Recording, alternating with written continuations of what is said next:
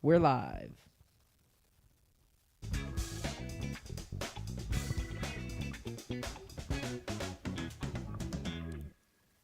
What is up, team? And welcome back to another episode of the Technical Foul Podcast. You're joined by two of us in the studio today. I'm Jack Anderson, and to my left is Sanders Oakley. And then we got JP on the phone as he's still away for spring break. But how are we doing today, boys? I'm doing great. I did a little shopping this morning. Got a new belt, a nice leather belt, Congrats. for all the weddings this summer because my other belt was just shot. So that was fun. Belts are expensive. Turns out if you get a nice belt, but that's not the highlight. The highlight is all the haters out there were wrong. Me and Jack just won another national championship at Michigan last night. It's 2040. I believe it's the 2040 national Sure. championship, and we're now 3-2, I believe, in championships. Whoa. That was odd. We good? Yeah. keep Okay. going. I just heard myself. It sounded like through the phone call with JP. Don't know what that was. Anyway, but we are now, I believe, 3-2. We've got 2 at Michigan. We beat Texas, which was an enjoyable experience. And now we are. The goal was 3 this week, and that was the first one. So I don't know. Tonight's Thursday. I don't know if we have one in us tonight, and one in us tomorrow. But it was still fun. I mean, we were talking about it. It felt like 2008 Florida. Yeah. All business. We knew we were the best team. The only close game we had all season, and that with multiple top 10 wins against Nebraska, Iowa, Ohio State was I think number 23 when we played them. Only challenge we had was in the semifinals versus USC, and that game was a game-winning drive. We knew that was going to be a tough one though because we lost them the championship the year before. That was the championship in the semifinals. So Nah, Texas was the championship. Texas was a great team. USC was the championship. No, it wasn't. That's so disrespectful. I'm a Texas hater. That's so disrespectful to that Texas team. Didn't we sim the second half? We simmed the second half of the Texas game. We got up by 3 touchdowns in the first half and simmed it. The USC game. But we were just that good. Right, we knew when we. That's crazy that we're over here trying to pretend that beating USC wasn't the championship It wasn't. game. Okay. To call that championship game, we had to win that game and then feel like, okay, now we've done it. I didn't feel. I did. Now we I did 100% until we actually beating did Lincoln it. Riley. I 100% was like, all right, cool. Leaf Hendricks just got his third national championship. Insane. I felt confident. The defense. Hey, maybe the offensive coordinator was nervous, but the defensive coordinator knew that USC was the challenge. That's what. Yeah, you're welcome for recruiting you such good defensive players. JP, how are you doing? I'm doing well. That was funny to hear about all that. Yeah, we have deep lore. We honestly care more about the lore than we do the actual gameplay. I get that too. I have that with my my college basketball stuff. Yeah, for sure. There's something about the collegiate sports video games that just hit differently than they do with Madden. Something about the recruiting and the whole recruiting class, and like you actually care about the generated players, whereas in like Madden or 2K you don't care about the generated draft prospects. So that's always a really fun part about that, which is why I really hope we can get a actual new college basketball game or a college baseball game, any of those. Screw in the 2K, near future, man. because it is, yes, 2K did it dirty. But what EA has done so far with the college football video game has been a really, really cool, and really fun. And yeah, you guys aren't the only one. Like my dad will tell me about his dynasty. He's in the year, I think it's like 2048 at this point. Jeez. How many I remember rings or natties does he have for state? I think he's got 2. Nice. But I remember he would tell me about like every single year for literally like 20 years he didn't get offered the Mississippi State job, and they would be like terrible year after year, but he would never get it offered it. And he finally got offered it. Now he'll send me a picture of whenever he wins the Egg Bowl every single year. He'll just send me a picture of his coach holding the trophy up. So yeah, the lore in the collegiate games and the new college football game is awesome. It's So the best that was just fun to hear that from y'all. Yeah. Cool. Outside of that, I'm doing well. I enjoying my time with family, enjoying doing nothing, which makes up most of my days. But I'm having a good time. I'm ready. Doesn't feel like, I mean, I guess it's in part because State had a bad year and it's been harder to watch college basketball, but it doesn't feel like we're going to get a bracket here on Sunday. But that's exciting to now watch these conference tournaments and get ready for the bracket and our annual March Madness special on Monday as well. Our annual, as we do it for the second annual. time ever. I mean, we have very few. It'll be the first of the second annual. Yeah, because that and then the draft. Yeah, I guess I didn't say that very well, but yeah. So it'll be exciting. It does feel crazy. We're a couple days away from a bracket. Sadly, there's like no bubble suspense because everyone reeks. But I'm glad you're doing well. I'm glad you're enjoying your spring break. With that being said, why don't we get into the show? It's Thursday, so we have the weekly segments up first. And then Sanders going to walk us through some college baseball stuff as conference play starts for most people tomorrow. There could be some games tonight. I don't know if anyone's playing and Thursday. some conferences started last weekend. Yeah, at that as well. But it's just starting to fully ramp up. We're down south, so SEC play starts this weekend. It's the best college baseball conference. We're going to talk about that. There's no debate. Even if this year is looking like it could be a down year, when's the last time a non-SEC team has won the national championship? 2018. Thank you. I rest my case, Your Honor. But yeah, let's get into these weekly segments. Let's do it. Kick it off with Cock of the Walk. Would you say this is the easiest Cock of the Walk you've ever done? Slam dunk Cock of the Walk. JP, would you like to take a guess as who the Cock of the Walk is? I don't have to guess, and I hope people wouldn't struggle with this guess either. This is the story of the NBA season so far. Correct. Bam Adebayo, not known for his scoring, but faced off against the Wizards a couple nights ago and dropped 83 points, passing Kobe for second all-time. Wilt still has 100. And it has stirred up a lot of controversy about should it count? Was it ethical? Was it unethical? Should he have stopped at 81 to like just tie Kobe as like the ultimate like nod to Kobe? As people have pointed out, that's definitely what Jason Tatum would have done. But regardless, phenomenal game. Yes, he shot 40 free throws. Yes, they were fouling late to get him more time and get him more shots. But also the Wizards were like triple teaming him. It was just, if someone scores 83 points, I don't really care how they score 83 points. Right. It's an insane accomplishment, and it deserves to be celebrated. Yeah. So congrats to Bam Adebayo. I don't know if you have thoughts or if y'all disagree and think that it shouldn't count, because there's a lot of people that are like, I'm putting an asterisk on it. And I think a lot of that honestly has to do with the fact that the way Kobe is revered in the NBA space, and then not only is he revered, but he also passed away in a tragic way, which then adds kind of to that reverence and desire to uphold his legacy and not tarnish it. But I mean, if I was in Bam's shoes, I'm trying to break the record, because I think that's the ultimate, like, if Kobe's one of my idols, I want to break one of my idols' records. That's one of the coolest things you can do. But thoughts on his performance, either of y'all? Do you disagree, JP? I'm just curious, because I agree with Jack. I am 100% behind. Like, I'm a competitive person, too competitive at times. I'm not necessarily an athletic person.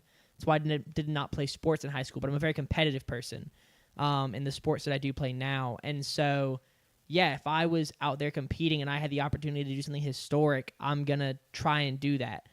And I think it's ridiculous to, like, blame Bam for the way the game played out, right? I mean, the reason they were up so large is because he was playing a very good game. And if you like, you know, I've seen some of the highlights of everyone shows the ones he missed. Like, wow, of course you're going to go score 83 if you put up shots like this. But then, like, the shots that he made, it's like, okay, like, he had a great night. And, you know, there's, like, I'm a Twitter NBA fan. So, like, most of this NBA stuff I see, I did watch the last bit of that game because, like, I saw, like, oh, my gosh, I want to see how this ends. I watched it with Jack. But, you know, I've seen clips of Bam telling his teammates, don't foul, don't foul. So it's like there's just – you're not going to be, like, come to a decision. It's not like this is there's a right or wrong. People who think that it was a mistake. And what do they call it? Like not immoral, but like Unethical. unethical. Thank you. It's like the people who think it was an unethical 83 points, like they're gonna think that, and you can't convince them otherwise. Well, at some point, like to score 83 points, you have to at some point make a conscious decision of like, I'm gonna try and score as many as I can. Right. Like, you don't just like waltz your Accidentally. way into 80 plus points. Yeah. When Kobe scored 81, there was not just waltzing into 81. When Wilt scored 100, it was not just, Yeah. oh, I had a pretty good night shooting, and then And- you look up at you look at the score sheet after, and it's like, oh wow, I had 100. It's like, Yeah. no, you knew. And I'm not a huge Barstool fan, but sometimes there are some Barstool guys that I like, and there was one who tweeted like a breakdown, like the final 11 minutes of that Kobe 81 game. It was like no one else on that team shot. Like Kobe took the last 17 shots.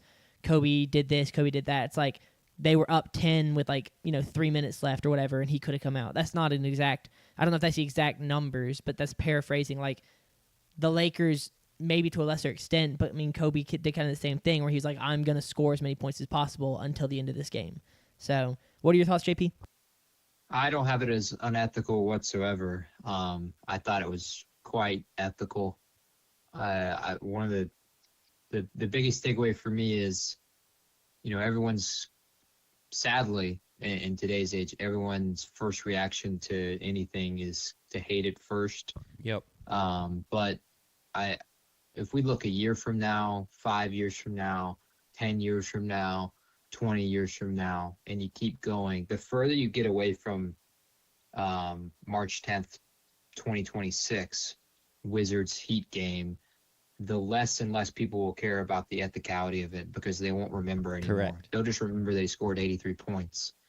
And that will stand the test of time. 83 will stand the test of time. Not the amount of free throws he made or all of that. And I also think anyone who thinks it was unethical didn't really watch the fourth quarter either, because the dude it looked like me when I used to play in my brother's practices, my younger brother who's 3 years younger than me, and Yeah. I was like in 6th grade, and he and his team were in 3rd grade, and I was playing like 3-on-5, and they would just send 4 guys at me, but it didn't matter. I was dribbling through them, I was getting by them, I was getting fouled by them. That's what it looked like in the fourth quarter. Yeah, if you're and gonna be mad Bam at anyone, be mad at the Wizards.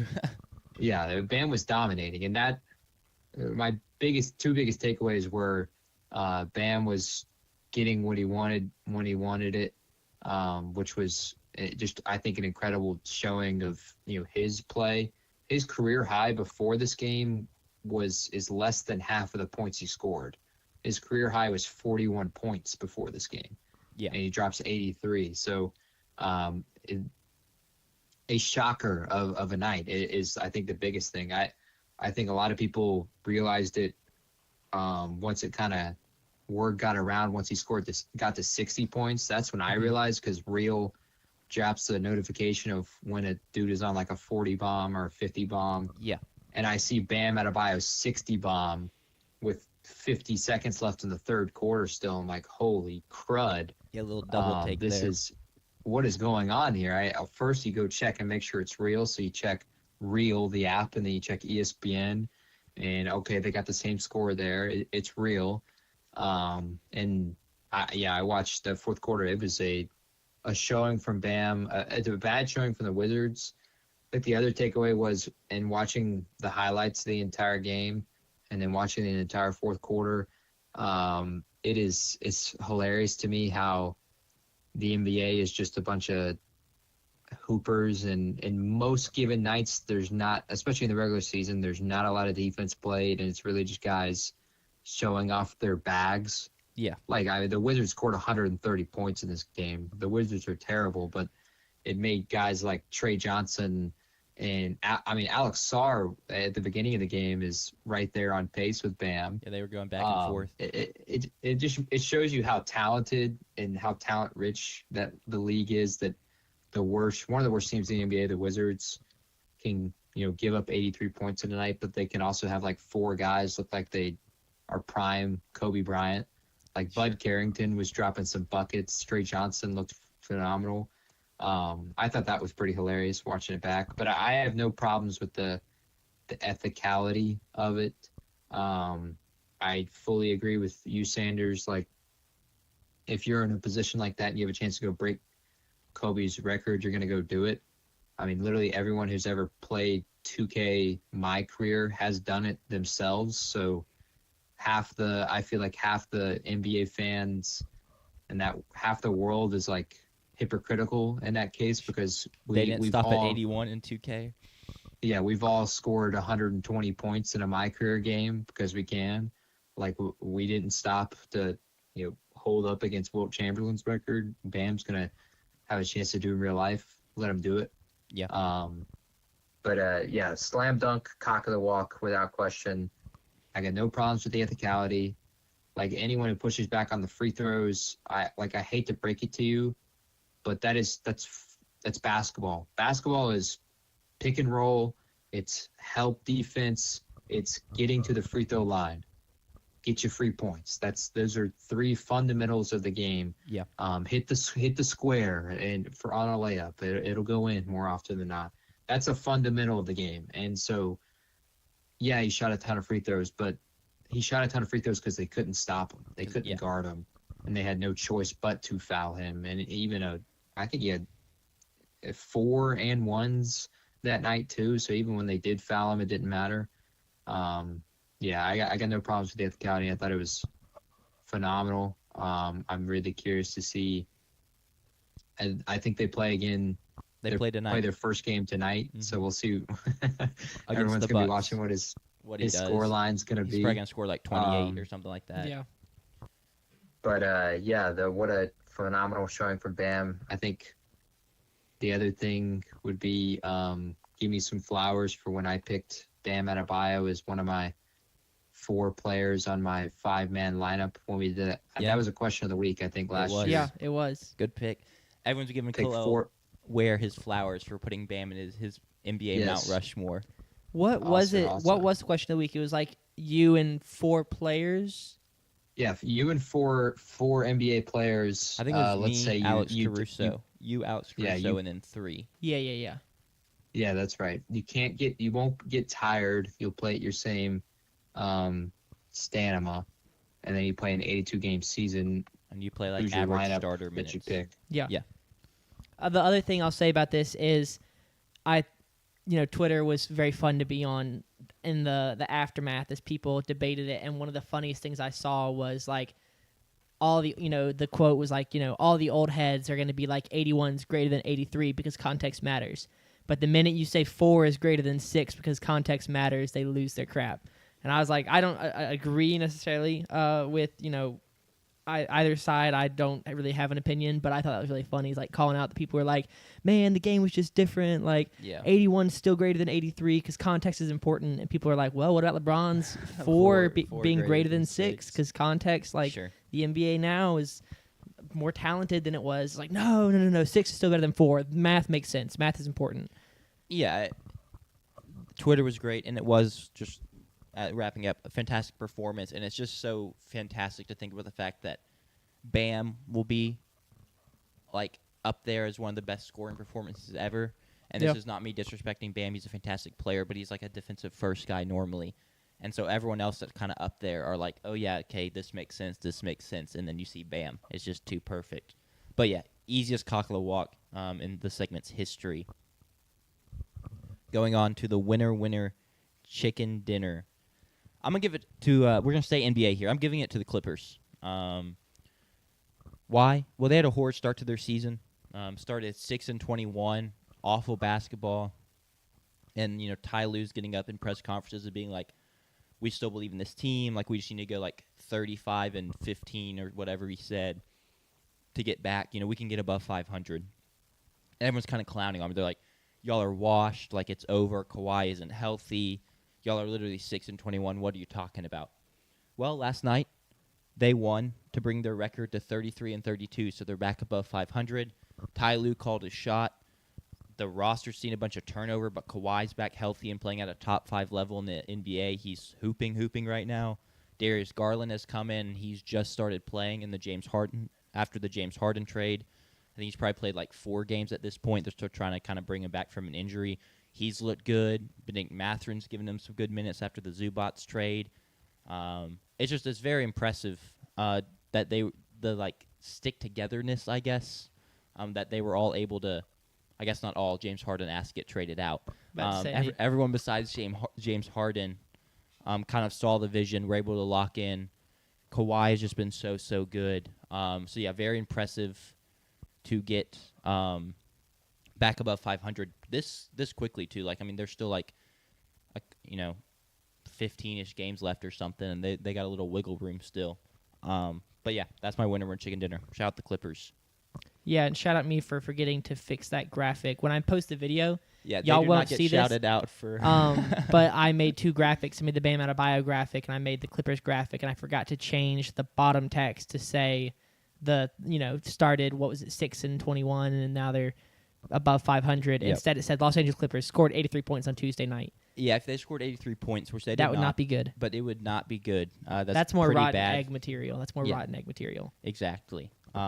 But yeah, shout out the Clippers. Anything you want to add there, either of y'all? If not, I'll go on to the rotten egg or loser of the week. Take it away. Never. Cool. I had 2 for rotten egg. And I'll just briefly the one that didn't make the cut because I just have to mention this.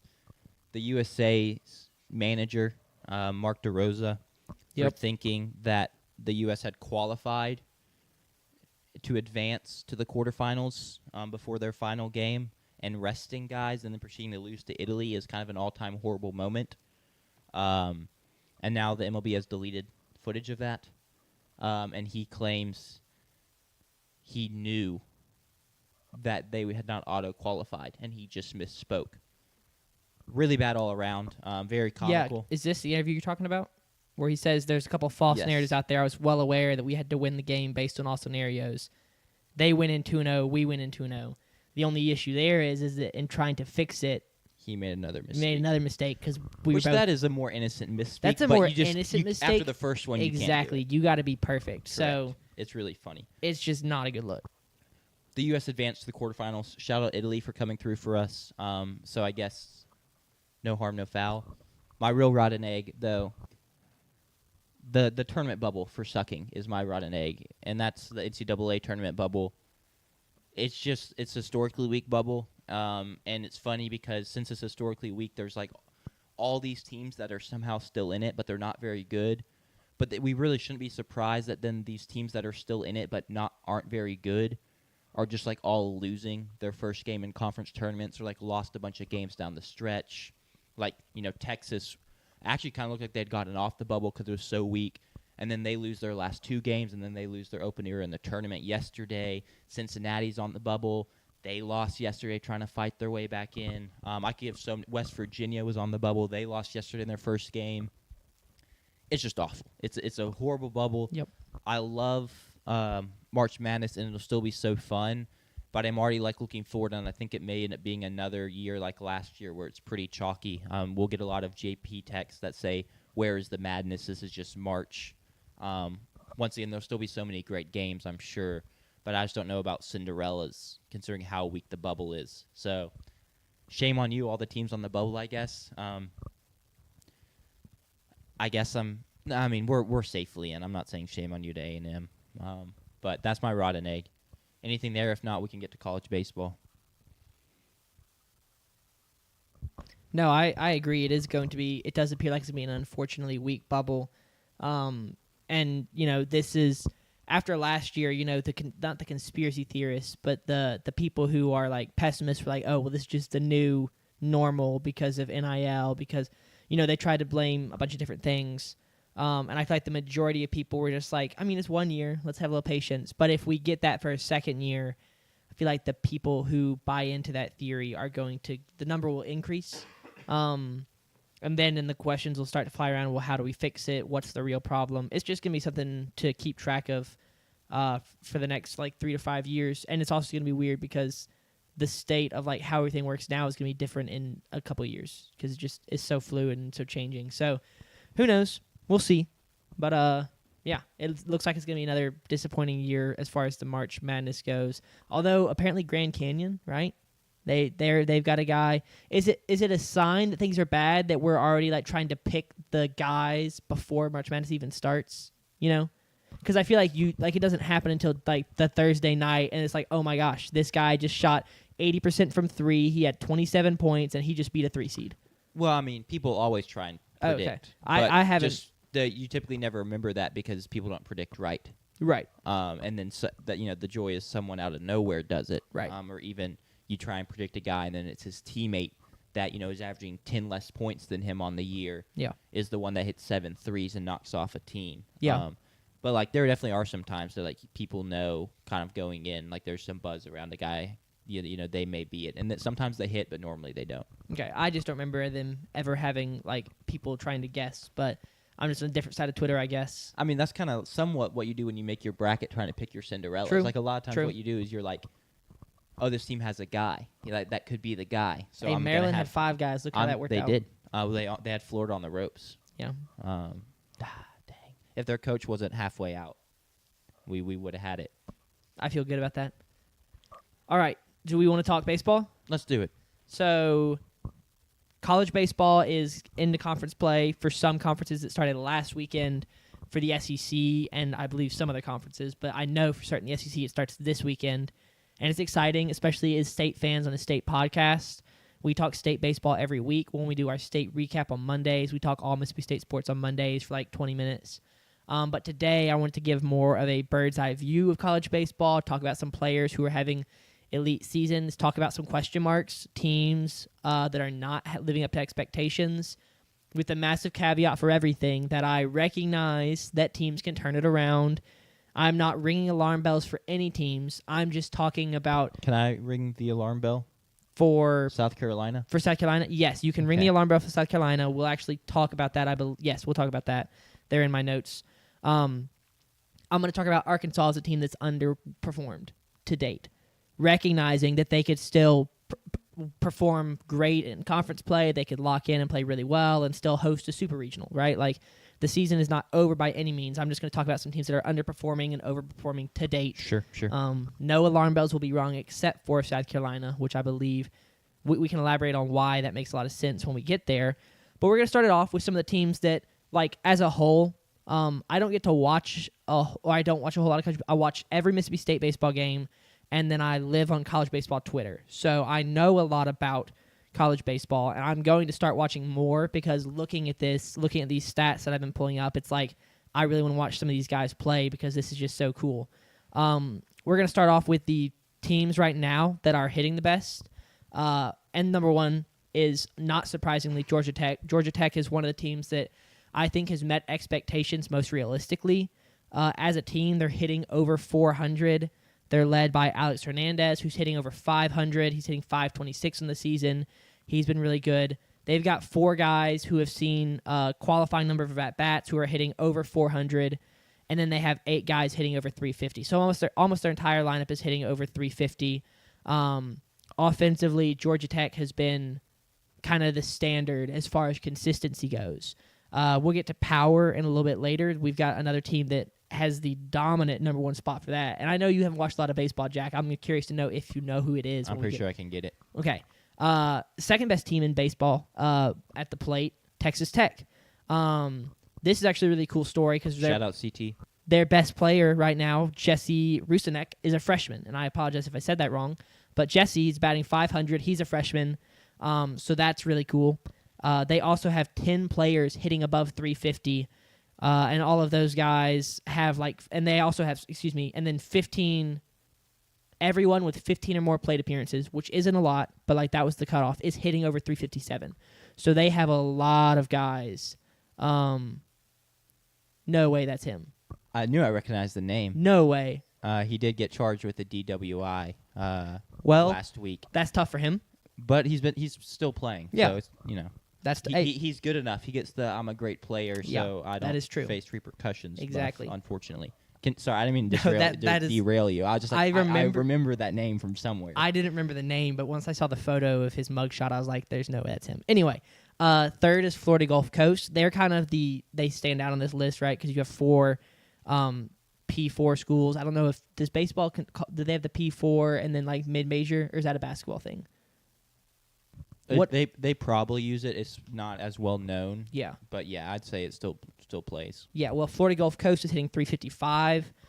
Their DH, Javier Goristola is hitting 459. So they're hitting really well as a team. Mississippi State. Do you know who the best hitter on Mississippi State is right now? What's From batting average. By batting average. by batting average? Yeah, who has the best batting average on the I'm team? deciding if I want to go like trying to make a deep cut or like it's an obvious. It's not the obvious decision. It's not the two. Is It's it- not Ace Reese or Noah Sullivan. Is it Garrick Fry? It is not Garrick Fry. Is it Wires? No, it's not Wires. Okay. It is Bryce Chance. Oh, Bryce out Beans. Chance. He's an average guy. So Shout that out makes Beans. sense. Yes, he's a singles guy, but he is one of the best singles guys in the country. He's great defensively. But he's not single. No, he's not He is single. He's married. married. He is married. He's hitting 422, and he's our 9-hole hitter, which is awesome. It's so much fun to have the 9-hole come up and just feel so confident about him getting on base. But we also have six players hitting over 400 with 30-plus plate appearances. So top to bottom, the team is hitting really well. And then Georgia is fifth, hitting 353. So third, fourth, and fifth are hitting 355, 354, and 353. So it's a tight packing when you have Georgia Tech at 410 and then Texas Tech at 378. Henry Allen is their team lead at 415, and then they have 8 players hitting over 350, all of them with 47 or more plate appearances. So those are your best teams at the plate as far as batting average goes, getting on base. They're fantastic. And then let's get to power. Just some teams I want to highlight here, looking in at offense. Do you know who the best team in the country is when it comes to home runs? Is it UCLA? It is not. Okay. They are not top 5. Really? Let me. No. Which is crazy because they have the number 1 player in the country when it comes to home runs. Well, that's why Excuse I said me, it. They do not. They have the He number got passed. 2 player in the country, I think. Well, I just knew they had him, and then I knew they obviously had Rock. Yes. So I figured maybe that I would just, and then they're obviously really good. Yep. Best team in the country in terms of, is it Texas? It is not. Not in the top 5. Is it an SEC school though? It is an SEC school. It's an SEC school. I believe they led the country 2 or 3 years ago In homers or just in home runs. They were dominant. At least they were very good at it. They had Charlie Condon. Oh, it's Georgia then. Yes, it is Georgia. Interesting. Georgia leads the country in home runs with 61. The next best team has 44. Jeez. Yeah, they are nuking the ball right now. Daniel Jackson leads the team with 14. He also leads the country in home runs. Vanderbilt's got 44. Georgia Tech is at 38, and they've got 2 guys who've already hit 7 home runs. NC State's at 36, and then Ole Miss is also at 36. So you got a 2-way tie for 5th place. On the mound, the best pitching staff in the country right now, took me by surprise. It's a former baseball powerhouse, USC. They've got some absolute dogs on the mound. Mason Edwards has not allowed a single run through 24 innings. Shout out Mason. Grant Govel has allowed an ERA of .35 through 26 innings, and then Andrew Johnson has allowed just under 2 runs through 20 innings.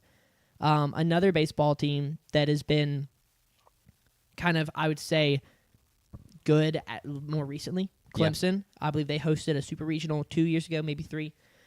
Their team ERA right now is 2.17. They've got 2 guys who have ERAs under 1 right now. Texas is on here, unfortunately for you. Max Wiener working wonders for them. Yep. Roger Riojas has pitched 22 innings, allowing 1.2 runs a game. Dylan Volantis, 1.5 runs a game, or ERA with 20. It's weird to say it is a game, but he has a 1.5 ERA. But that's the same thing as saying 1.5 runs a game. No, it's not. Well, I mean, it's per Yeah, it 9. is. It's per 9 innings. Yeah. But technically, a game isn't always 9 innings. That's true. That's true. But it doesn't necessarily not work. I'll try and correct my lingo though. I got to use the right words. You typically just say he has a 1.5 ERA. Yes. Auburn is 4th, led by Jake Marciano, a 1.23 ERA. UC Santa Barbara is 5th on the list. They've been really good so far. 2.5 team ERA with Jackson Flora leading the team with a 1.5 ERA. So those are like your best teams in the country as far as batting average, power, ERA goes. Let's also look at some of the best players in the country. These are guys I've got batting average, home runs, earned run average, and strikeouts. And unfortunately, no Mississippi State players make an appearance on this list. I was very sad about that. Y'all are a deep team. It's okay. You know. Yeah, we're top to bottom. We're one of the best teams in the country. But right now, we don't have anyone that's like on the top of these lists. it is really cool. Like I said, I want to watch more baseball now because there's a lot of guys on here who play for like small schools. Mercer's got some guys on here, or a guy Fairfield, Youngstown State, Youngstown, I don't know. Youngstown State, Gonzaga, Western Carolina. So smaller schools have some players on here. But right now, the best player in the country, hitting 547 is Tanner Malley from Western Michigan. Second best, we already talked about him, Alex Hernandez, first baseman for Georgia Tech. One guy I really want to talk about, Miami has a freshman who's hitting 514, Dylan Dubovic, which is really cool. I'll be interested to see. Miami, Miami has been good at baseball, but right now they're not a baseball school, I would say, right? No, they're pretty good, I'd say. Okay. Because maybe I'm just like saying they're pretty good because they're like they always play a weekend series against Florida, and it's such a big rivalry, and it always feels like a big deal. But I feel like they're typically pretty good. I mean, they're not like elite right now, that's for sure. But and it is also hard when you're in a state with Florida State and Florida. Florida State, I believe, holds the record for most NCAA tournament appearances ever, and then Florida has multiple national championships in the last 15, maybe 20 years. So I'm not trying to belittle Miami, but they kind of stand out in that state as, or it's tough to be in a state. I mean, Florida's almost as good as Mississippi when it comes to baseball. Other players who, let's look at home run leaders. Daniel Jackson at Georgia. Will Gasparino is the UCLA guy that you were talking about. Yep. He is third with 11 home runs. And then Rocco? How do you say his last name? Do you know? Chowski? Chowowski?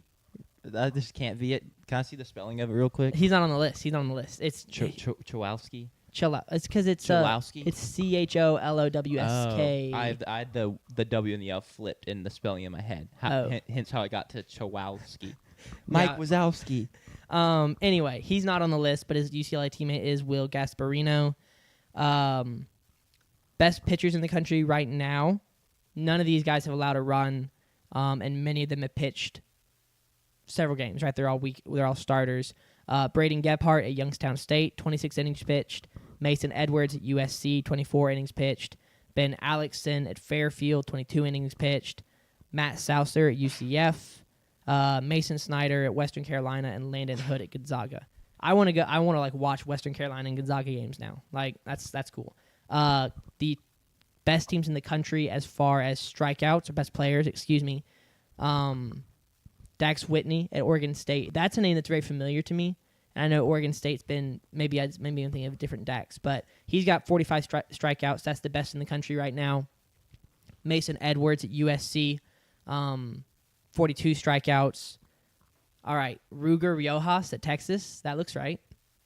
Ruger Riojas. It's just Ruger Rojas, I believe. Yeah, I think you're right. The I in there makes me feel like there should be more than just Rojas. It's RIO. Yeah, I still think it's just Rojas. Yeah. But I could be wrong. He's tied for second with 42 strikeouts. Chris Lavonis at Wake Forest with 41 strikeouts. And then last, or in fifth place in the country right now, Ethan Lund has 40 strikeouts at Oklahoma State. So those are like your best players around the country right now. And then those are just some player highlights I want to talk about. I also want to talk about some storylines. Right now, conference play, like I said, is starting to gear up around the country. It starts in the SEC this weekend. State is going to Arkansas, which is a very exciting series. I'm excited to watch that, and also some college basketball. But the thing I want to talk about right now, some storylines, some underperformers, right? So teams that came into the season with very high expectations and maybe have not lived up to those expectations. And for two of the teams on this list, they realistically could still go win the World Series, the College World Series. But to date, they've not lived up to expectations. The first on the list I have is LSU. I've seen a lot of the guy who said that he would sacrifice LSU's baseball season for Lane Kiffin. That has been circulated around Twitter a lot, and for good reason. Careful what you wish for. Exactly. They were preseason number one. That's just copium. That's full copium, bruh. From who? From LSU fans. What, to blame that guy? No, to say I'm fine with the trade of Lane Kiffin for That's the what he said season being preseason. terrible. Yeah, No, he said he said that before Kiffin was hired. He said it before Kiffin was hired. He was like, I would sacrifice. Yeah, he said before Kiffin was hired, I will sacrifice LSU's baseball season for Lane Kiffin. And they got I hear Lane you. Kiffin. And so now it's like the Florida State eating crap out of a cup guy. Like, Twitter promises have meaning. They carry weight. Yeah. You got to be careful what you say on Twitter because the Twitter gods will frown upon you if you do not back it up, or they might curse you. But anyway, LSU was preseason number 1. They have now lost 4 of their last 6, including a series loss to Sacramento State. So SEC play will start for them. Are they ranked number 2 right now? No, 13. Is that what it said down at the bottom? Yes, they're 13. 13th. So they've dropped a little bit since they're outside the top 10 since the start of the season. Once again, the talent on that team is insane. They've won 2 World Series in the last 3 years. Yes, because it was Paul Skeens and then Tennessee, and then they won it again last year. So they've won 2 World Series in the last 3 years. They're a very talented baseball team. I believe they had the number 1 high school recruiting class in the country. If not number 1, it was up there. So they could still turn around and win the World Series, but for now, right now, they've been underwhelming. Another team on the list right now, Vanderbilt, preseason number 18. They are 11-7. Not great.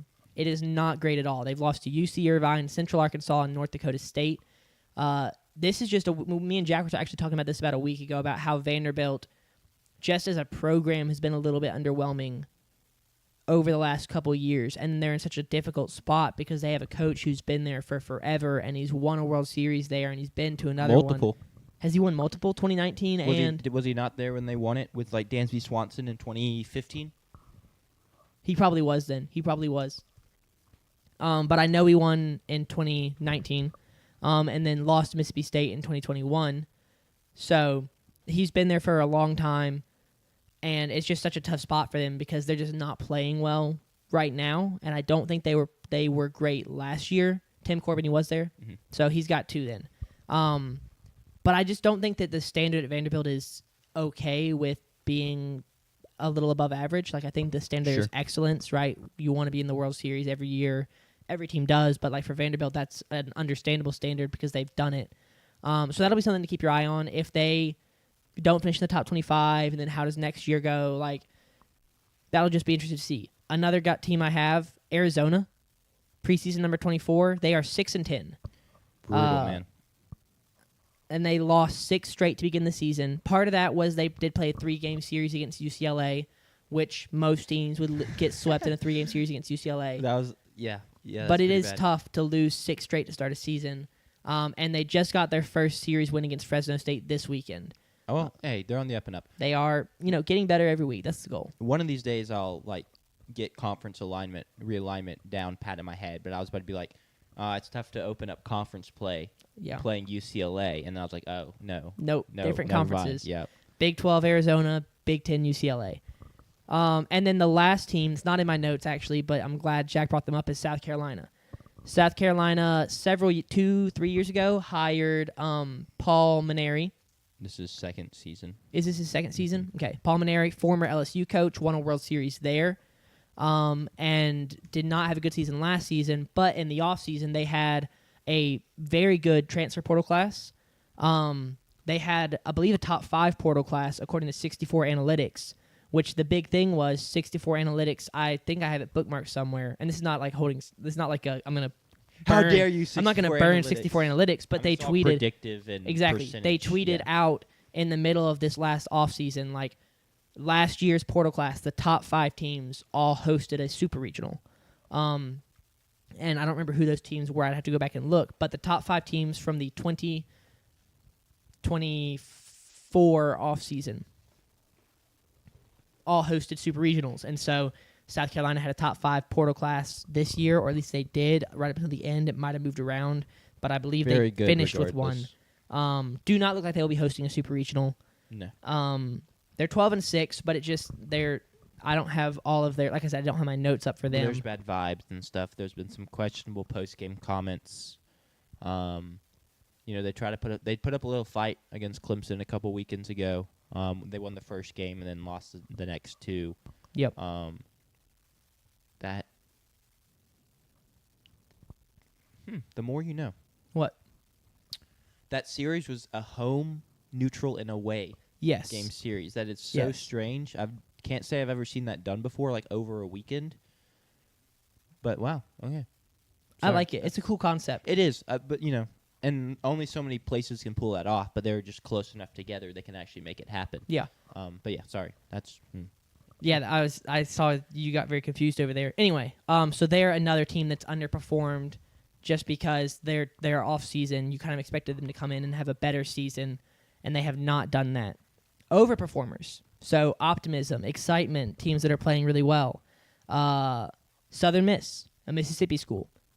They run the SIP. They do run the SIP currently. The issue Southern Miss has had has always been postseason success. We were looking into this. Sure. They've made the postseason, I believe, 8 years straight now, excluding the COVID season, going back to like 2018 or 2019.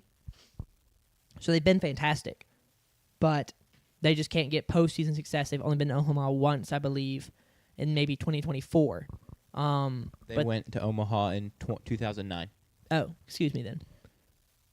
Yes. But they were preseason 20. They're now 15-2, and they've got some huge wins already on record. They've got a win over Oregon State. They beat Alabama in a midweek. They beat Mississippi State in a midweek, and they beat Ole Miss in a midweek, just actually on Tuesday. So they've had some really key midweek games to kind of set up their strength of schedule really well going into conference play. And they're going to be a team to watch just going forward because they are historically they've been really good at baseball. They are now the record holder for the most consecutive current 40-plus seasons, 40-plus win seasons, at like 9 straight seasons with 40-plus wins. And that is Southern Misses? Yes. Southern Miss has the most. Oh, yeah, that's the COVID season that they didn't make the regionals. Right. Yeah. So the most 40-plus win seasons in a row. I believe that's active, and that's Southern Miss right now. So a very good baseball school. They've been overperforming, I would say. And that's not to be disrespectful. They're like playing like a top 5 team right now. I'm not trying to say that Southern Miss was not going to be good, but they've just been like fantastic to start the season. Yeah. My other team that's overperforming right now is UTSA. They are 14-3, and according to my model, have a top 10 offense. They've been really good to start the season. I wanted to give a shout out to your Roadrunners. I know you're a big Roadrunner guy. I appreciate it. That means a lot. Yeah, picked them to win, to go to the playoffs actually in football at the beginning of the season. They did not do quite that. Happen. Did not do that. The thought was there. Like I still could see the vision, but inconsistent. Yeah, so they have had a really good start to the season. And then the last team is UC Santa Barbara. They've got a top 15 defense according to my model, and then also only have 2 losses. They're 13-2, and those 2 losses have come to Southern Miss.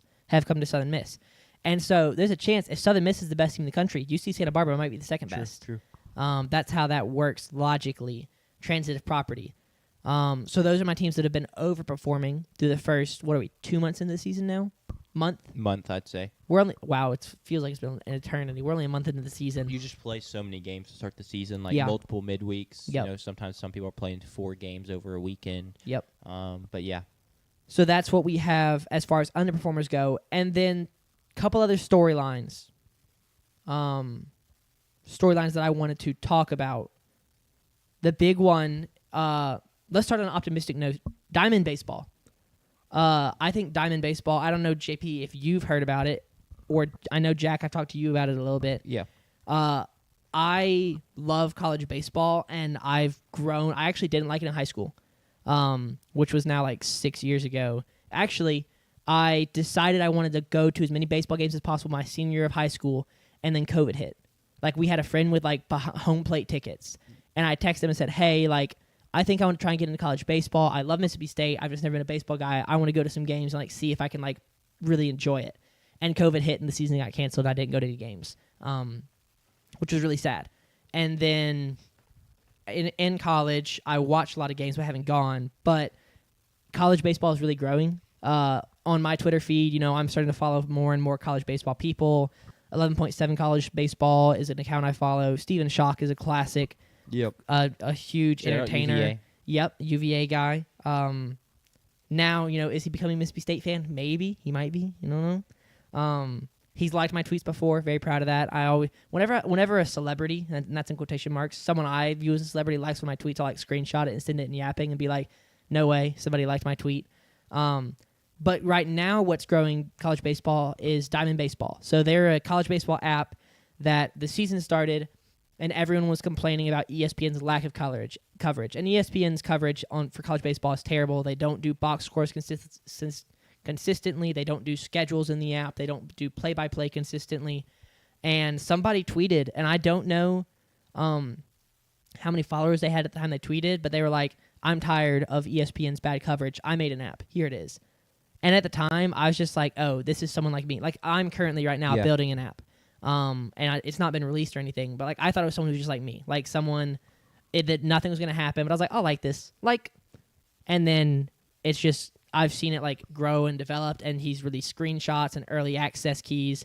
Which, by the way, if you see this video, Diamond Baseball, and want to give us access keys, that'd be awesome. But it's such a cool app. The screenshots he's released, the engagement that he's done on Twitter. To the point where now they're creating affiliates for every school, like Diamond Mississippi State, Diamond Tennessee, Diamond Arkansas, just specifically for college baseball. Like the Barstool of college baseball is really cool. And I'm excited to see where that goes. And I'm a little jealous because he's doing things in his app that I was planning on doing in mine. But I'll take the sacrifice. For the good of college sports and for the good of college baseball, he can keep those ideas because he came up with them himself. But it's just so cool as someone who loves, a little bit of web design, a little bit of app design on the side, to see that guy doing what he's doing for college baseball and doing what he's doing for that app. So that's the first storyline. It's an exciting storyline. It's exciting news to see the way that's developing and growing, and it should be out soon. I see every tweet he puts out, and he said that there should be news about when it's going to come out very soon, which I'm excited for. And then the less optimistic storyline is the SEC is the SEC bad this season, or are they worse than normal? And I feel like this is where you can actually offer up an opinion. You haven't spoken a lot, and JP, you're welcome to toss it in as well. I don't think the SEC is bad. I think the SEC is worse than they have been. I think the SEC is worse than they're expected to be. Yeah, I mean, it's definitely been a bad start, especially for some of the more like perennial elite programs in the SEC. Yep. The plus is, adding teams like Texas and Oklahoma into the mix. They both have had good starts to the season. Texas, has been fantastic. They've not lost yet, unless that changed over the past couple of days. They have not. A&M's had a good start to the season. State's had a fantastic start to the season.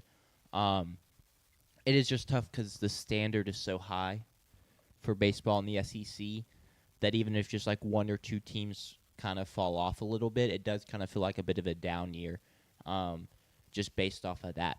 But, I mean, realistically, some of these programs that haven't been off to a very good start, South Carolina, they've not really been fantastic these recent years anyway. Right. Florida, Florida's past couple seasons have been a little rough for their standards. They've started off a little slow as well. I mean, LSU's the big one, obviously. And the same thing we talked about with Vandy. Like, the past couple seasons for Vandy have been just kind of okay to good seasons. They've really not been great.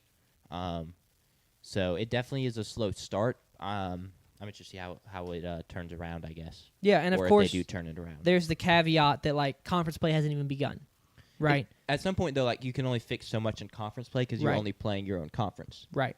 But I'm just going to read off the bottom teams in SEC standings, which right now are only impacted by your overall record. Yes. 16th in the SEC is Vanderbilt. That's just not good.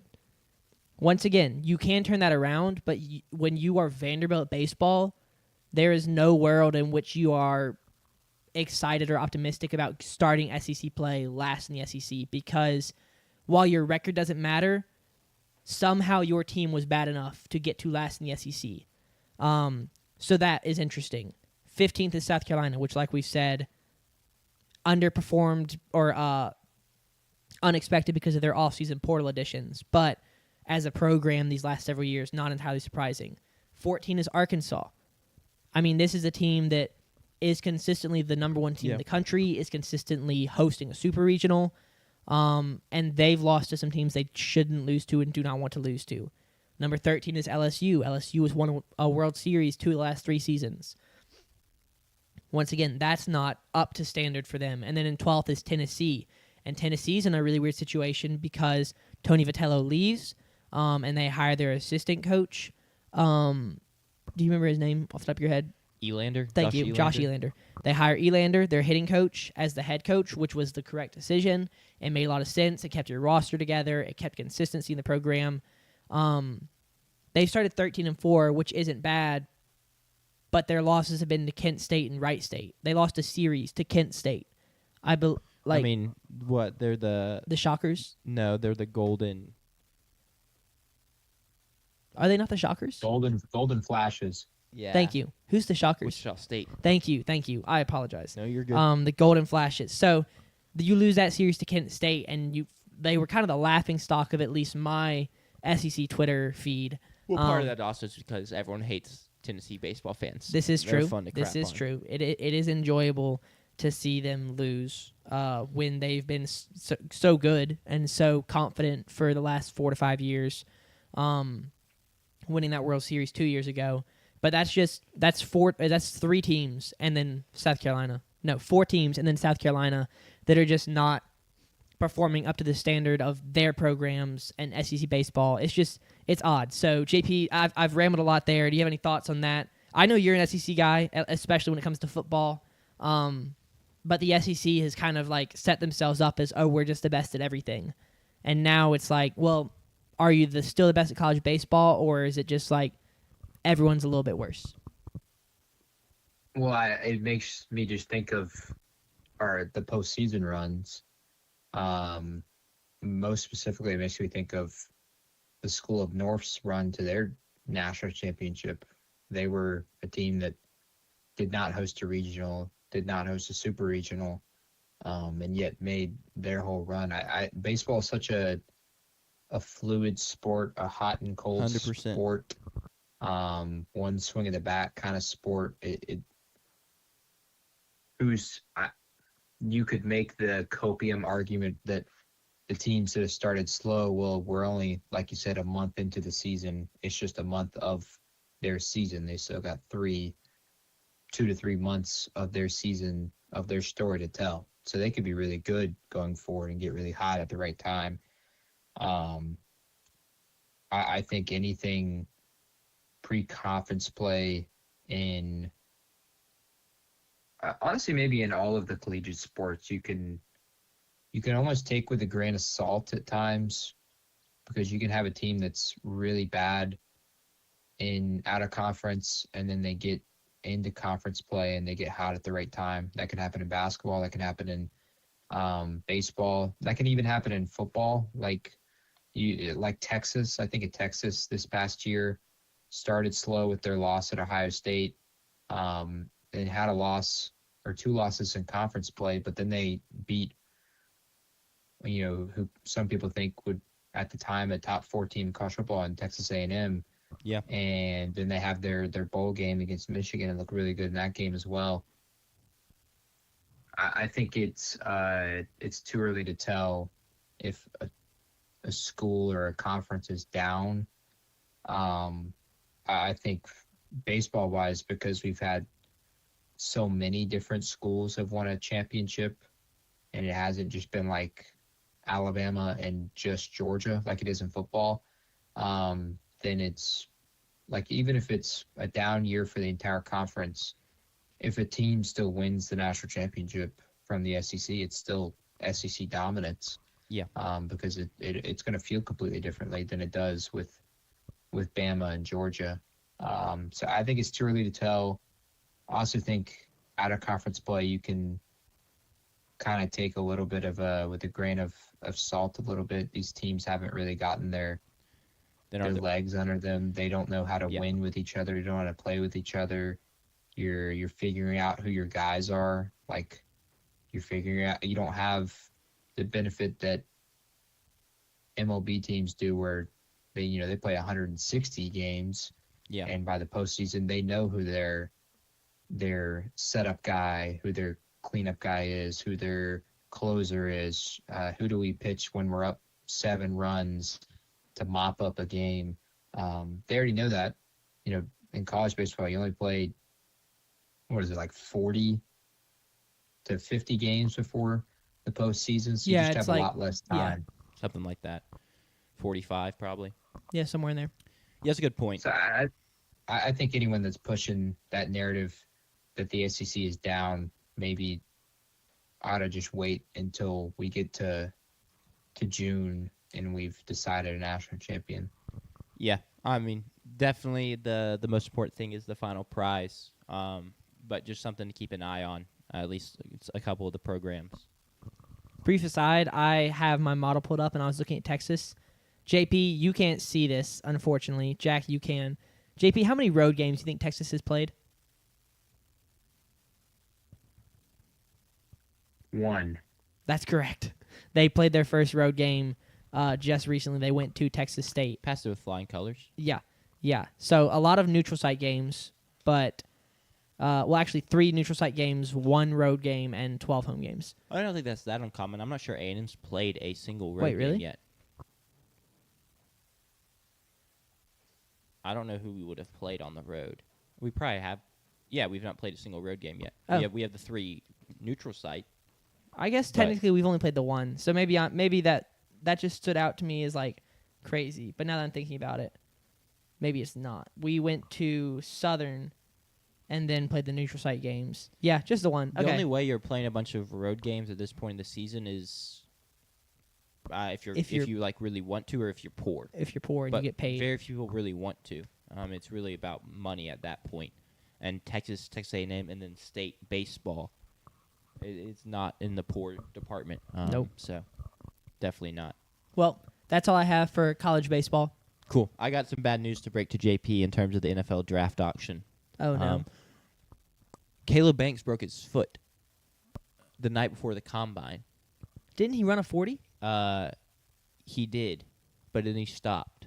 Yeah. So it must have been like a stress fracture thing. Okay. But this explains. I feel bad because I was making fun of him for not doing drills because it said his cleats were hurting his feet. I now know why his cleats were hurting his feet because Yeah. one of the foot were broken. So then I was like, okay, well, I know I sold that stock, or someone took that prediction. Yeah. For the game, and JP is the one who put. 10 units? No, he put 16 units on Caleb Banks being the first defensive tackle taken. I feel like a broken foot's not going to impact that much. I don't know, man, because they're still not going to see him do any of the other tests. It's a bad sign. I think you're. I mean, JP? Does that concern you at all? No, because assuming it's not something that's gonna repeat, and he can stay off of it, like it's his measurables that I think Sure.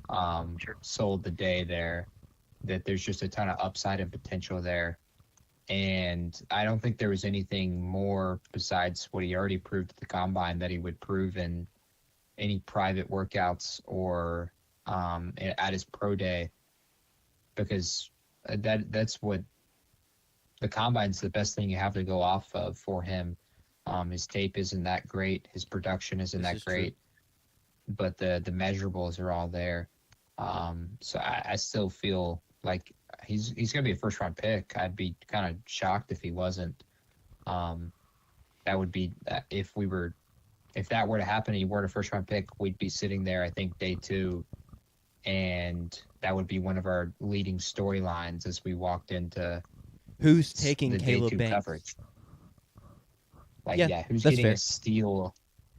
What I would argue, at least, a steal in terms of value of a first round pick in the second round. Yeah, But that's fair. that makes more sense as to why he didn't participate in the drills. That's funny. Yeah, maybe that honestly does help him now that there's like a reason that he didn't.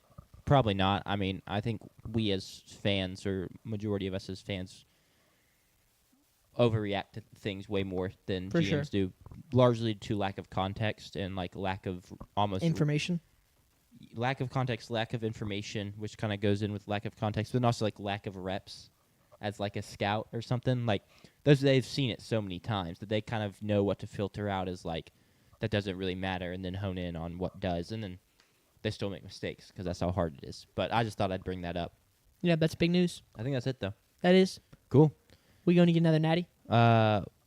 Possibly. We may have to get. We got a long way to go still. I mean, I feel like we can get it out. It's only 5:15. You enjoy dinner with your family, JP. And we'll see you Monday in person for the March Madness special. Where like last year, we will joint pick a bracket. We'll just all vote on who we think is going to win the matchup. There's 3 of us, so tiebreakers don't matter. Yep. We all do get 1 first-round veto, though, as well, which JP was the only one. No, JP didn't use his veto because he never had one to veto. Yep. Every time he voted, that team ended up advancing. And primarily it was Jack who agreed with him. Yeah, and then our bracket did just okay. So, but we were right about Maryland for the first couple rounds. We were, and almost right about them against Florida. Mm-hmm. We were. Shout out the Crab 5. Sadly dispersed around the country in NBA, so I can't pick them again. And Maryland also just didn't make the tournament, so I can't pick them either. That's what happens when you hire Buzz Williams. That's tough. Well, thanks for everyone who tuned in. Support, as always, means a lot. And like I just said, we'll be back Monday for a March Madness special. We will have a bracket, which is so exciting to say. Can't wait to see y'all then. Peace. See ya.